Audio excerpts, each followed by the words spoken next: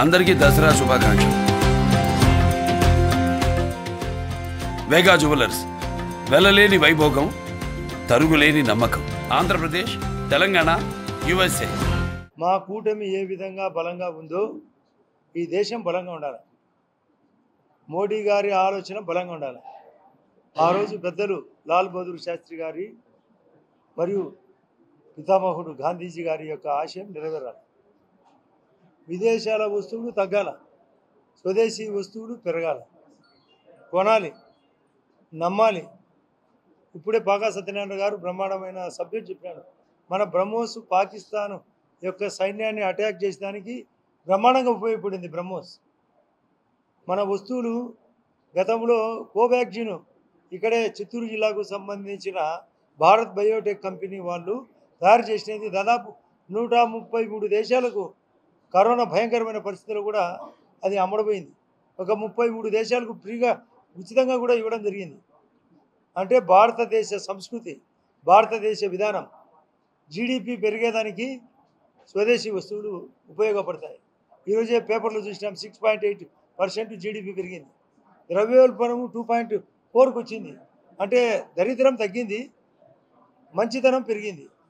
ఇది ముఖ్య ప్రధానమంత్రి గారి ఆలోచన. వికసిత భారత్, వికసిత ఆంధ్ర. మేమైతే భారతీయ జనతా పార్టీ తరఫున వికసిత కమలం కూడా మా కూటమి బలపడాలి. ఆ దరిద్రుడు జగన్ పార్టీ ఎప్పుడు నామరూపాలు లేకుండా ఉండాలి. మొన్ననే మా నడ్డా గారు వైజాగ్లో చెప్పినాడు. నేను ఇంతకుముందే తిరుపతిలో కాళహస్తిలో చెప్పినాను. ఆ రోజు జగన్ పార్టీ అధికారంలో ఉన్నప్పుడు ఇటువంటి ఫ్రాడ్ పార్టీ, దరిద్రమైన పార్టీ పోవాలని అనుకున్నట్టు మా కూటమి ప్రభావంతో పోయింది. ఇది మరింత బలపడాలి. ఈ దేశం బలపడాలి.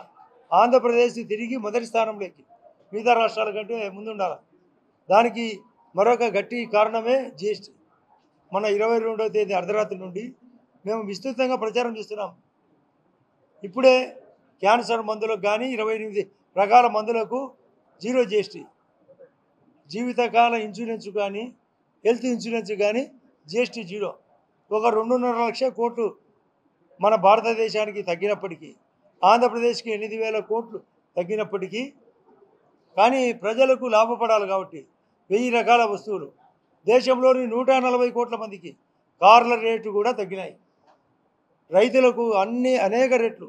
యూరియా సప్లై బాగుంది, దానికి కూడా సబ్సిడీ భరించి DAP కానీ ఫాస్ఫేట్ కానీ అన్ని రకాలుగా తగ్గించారు.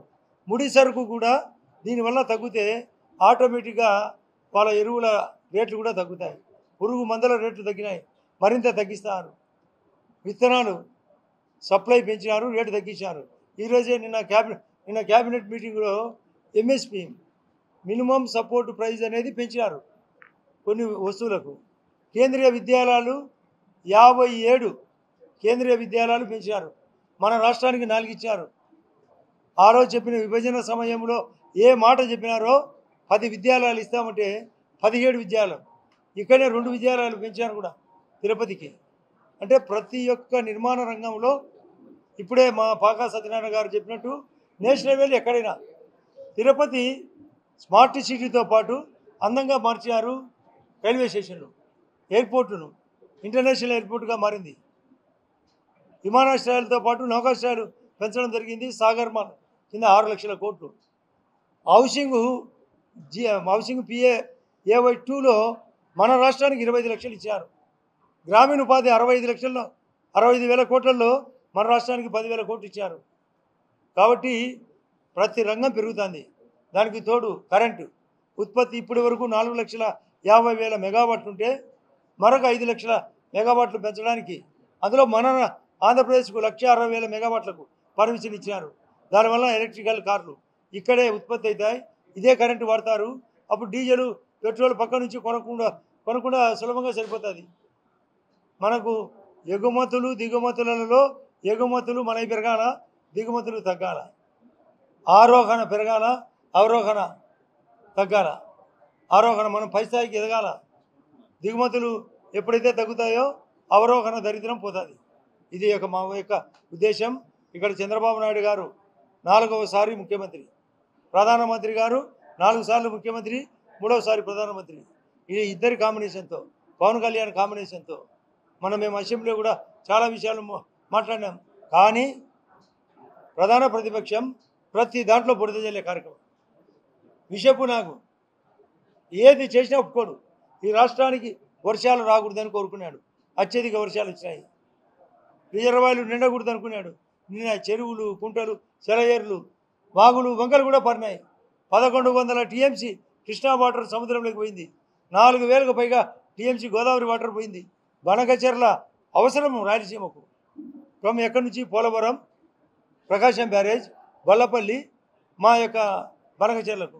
తద్వారా కుప్పానికి కూడా నీళ్లు చేరాలంటే బనకచెర్ల, గోదావరి, కృష్ణా, తుంగభద్ర, పెన్నా వాటర్ ఏకం కావాలా. దీనికి గౌరవ ముఖ్యమంత్రి గారు మా యొక్క పూర్వోదయ స్కీమ్ కావాలని మననే నిర్మలమ్మ గారిని అడగడం కూడా జరిగింది. అమిత్ షా గారిని కలిసినారు. మోడీ గారు ఇప్పటికే 3 సార్లు వచ్చినాడు రాష్ట్రానికి. యోగా క్లాస్ ఇక్కడే జరపడం జరిగింది.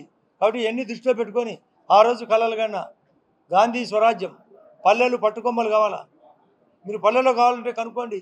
మోడీ గారి యొక్క ఆలోచన రూర్బన్ అంటే పట్టణ వసతులు పల్లెల్లో ఉండాలి. ఇప్పుడు కొన్ని చోట్ల పట్టణ వసతుల కంటే పల్లె వసతులే బాగున్నాయి. కరోనా వచ్చినప్పుడు అందరూ పల్లెలకు పరిగెత్తినారు.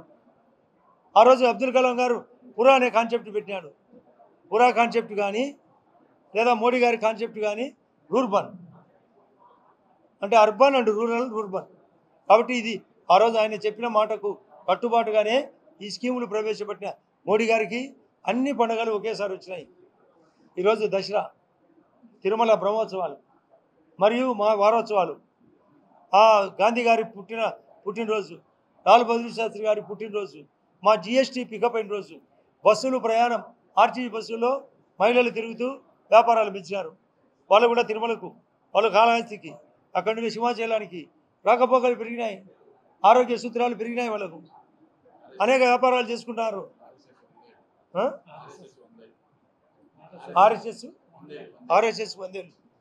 100 సంవత్సరాల ఆర్ఎస్ఎస్ పండుగ, అది కూడా నెలపాటు జరగబోతుంది. దాంట్లో నిన్న మా వాళ్ళు జమ్మూలో కూడా వచ్చి కలిసిపోయినారు కూడా. కాబట్టి అన్నీ కలిపినాయి. అంటే ఇది అదృష్టం ఉంటే అంతా జరుగుతుంది కూడా. ఇట్లా మోడీ గారు 100 సంవత్సరాలు ఉండాలని, రేపు 2047 కూడా ఆయన ప్రధానమంత్రిగా ఉండాలి. గౌరవ ముఖ్యమంత్రి గారు కంటిన్యూ కావాలా. ముఖ్యమంత్రి గారు కూడా కంటిన్యూ కావాలి. ఆంధ్రప్రదేశ్ మొదటి స్థానంలో ఉండాలి, భారతదేశం మొదటి స్థానంలో ఉండాలి. అది ఆ పెద్దల యొక్క నిర్ణయానికి తగ్గట్టుగా ఉండాలనేది ఈ యొక్క డిబేట్లో భాగం. ఒక కుంటివాడు చెప్పాడంట, నేను లేచే తన్నుతా అని. లేచి చూపించే 2 కాళ్ళు లేవు. ఏంది బయట చెప్పే ఏడుపు లోపల వచ్చి ఏడ్చొచ్చు కదా. 11 మంది ఎమ్మెల్యేలు వాళ్ళు 11 × 2 22 నిమిషాలు, 11 × 3 33 నిమిషాలు. నేను అసెంబ్లీలో మాట్లాడినా. భారత యుద్ధం జరిగేటప్పుడు శకుని అన్నం పెట్టేటప్పుడు అందరూ దుర్యోధనుడు బ్లాక్ చేస్తాడు, ఎవరికి అన్నం లేకుండా. ఒక్కడే అందరు అన్నం తిని బతికినాడు. అంటే ఈ జగన్ రెడ్డి అందరు మైకి తీసుకొని ఒకటే మాట్లాడే దాని యొక్క విషయాలు ఏడ్చి చావచ్చు కదా. రాష్ట్రాన్ని బాగు చేయొచ్చు కదా. జిఎస్టీలో ఏమైనా తప్పులు ఉంటే చెప్పొచ్చు కదా. లేదా కరెంటులో తప్పు ఉంది చెప్పు, లేదా విద్యలో తప్పు ఉంది చెప్పు, ఆరోగ్యంలో తప్పు ఉందని చెప్పు, లేదా మంచితనం చెప్పు. మీడియా పాయింట్ వాడుకో. మీడియాకు రాడు, బయట మీడియా. ఏమన్నా ఎగ్జామ్ హాల్లో ఎగ్జామ్ రాస్తారు, కానీ అతను బయట హాల్లో ఎగ్జామ్ రాసే రకం. అది చెల్లుతుందా? రికార్డ్ చేసి పంపడం ఏంది ఇది? కాబట్టి అతని పప్పులు కావు. మరొకటి మీరు అడగంది చెప్తానా, షర్మిలమ్మ ఇచ్చిన స్టేట్మెంట్ మా తప్పు. ఈ యొక్క టీటీడీ యొక్క ఫండ్స్ మా మాధవ్ గారు స్టేట్మెంట్ ఇచ్చాడు. అసలు టీటీడీ యొక్క ధర్మ సంస్కృతి, హిందూ సంస్కృతిని కాపాడడానికి హిందూ దేవాలయాలు ఎక్కడైనా కట్టచ్చు, పర్మిషన్ ఉంది. దానికి CGF అనే ఒక ఫండ్ ఉంది, కామన్ గుడ్ ఫండ్ అని. దేవాలయాలకు ఇచ్చేదానికి ఉపయోగించాలి. ఆ కామన్ గుడ్ ఫండ్ను అన్ని చోట్ల ఉపయోగించే బదులు బాగా వెనుకబడిన ఎస్సీలకు కూడా వాళ్ళకు కూడా పెంచాలనే ఉద్దేశంతో చేస్తే అక్కడ ఎస్సీ ఫండ్స్ రోడ్లు వేస్తాం, డ్రైనేజ్ కడతాం, నీళ్ళు ఇస్తాం, ఉద్యోగ అవకాశాలు ఇస్తున్నాం. ఆ షర్మిలకు ఏమీ తెలియదు. డిపాజిట్ కోల్పోయింది కడపలో. ఎక్కడ డిపాజిట్ రాలే. కంటెస్ట్ చేసిన వాళ్ళ యొక్క పులివెందులో కూడా రాలే. పార్టీ పోయింది, అది విభజన చేసి ఆమె అధ్యక్షురాలైంది, పోయింది. కాబట్టి ఆ షర్మిలమ్మ స్టేట్మెంట్ మీది అడగంది కూడా చెప్తున్నాం. కాబట్టి ఇక్కడ సంబంధించినది క్రిస్టియానిటీ పెంచడంలో ఎక్స్పర్ట్, పెంచుకో. కానీ ఒకరిని తప్పు పట్టే అంశం ఆ అమ్మకు వాడకూడదు. నేను ఇంతకుముందు చెప్పిన, మీరు కరెక్ట్ క్రిస్టియన్ అయితే మీ కాళ్ళు పట్టుకుంటాం, మీరంతా కలెక్టివ్ క్రిస్టియన్స్ కదా అని. వీళ్ళు కలెక్టివ్ క్రిస్టియన్స్, అంతా ఆదాయం, దాంట్లో కూడా ఆదాయం చేసేవారు. వాళ్ళ కుటుంబమే కలెక్ట్. ఇప్పుడు 2 తలలు తీసి ఇప్పుడు లాయర్న చేత పట్టుకొని పోలీస్ స్టేషన్కు పోయిన తర్వాత కూడా ఈ లాయర్లు అతనికి బెయిల్ ఇప్పిస్తారు. అంటే వాళ్ళు ఇద్దరిలో తల్లిదండ్రులను చంపి తల చేత పట్టుకొని పోతే బెయిల్ వచ్చేవాళ్ళు ఇద్దరిలో అడగాల కృష్ణమోహన్ శ్రీనివాసులు. అంటే ఏ దానికి కూడా మేకప్ చేసి మాట్లాడతారు. చేసినారు దరిద్రం, పెంచుకునే ఆదాయాలు. ఇప్పుడే మా సత్యనారాయణ గారు చెప్పినారు, దేశం బాగుండాలి, వ్యక్తులు కాదు.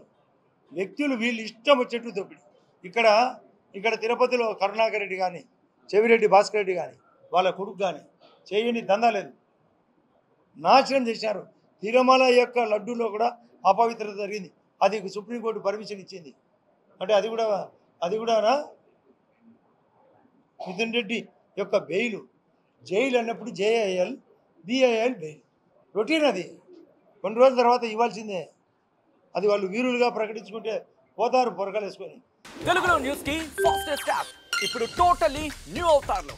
జస్ట్ 5 seconds లో కంప్లీట్ న్యూస్, సోషల్ మీడియాలో ట్రెండ్స్ కి one stop solution, live TV app, voice search option తో ఇప్పుడే డౌన్లోడ్ చేయండి లేదా అప్డేట్ అయిపోండి. యాప్ లింక్ డిస్క్రిప్షన్ లో ఉంది.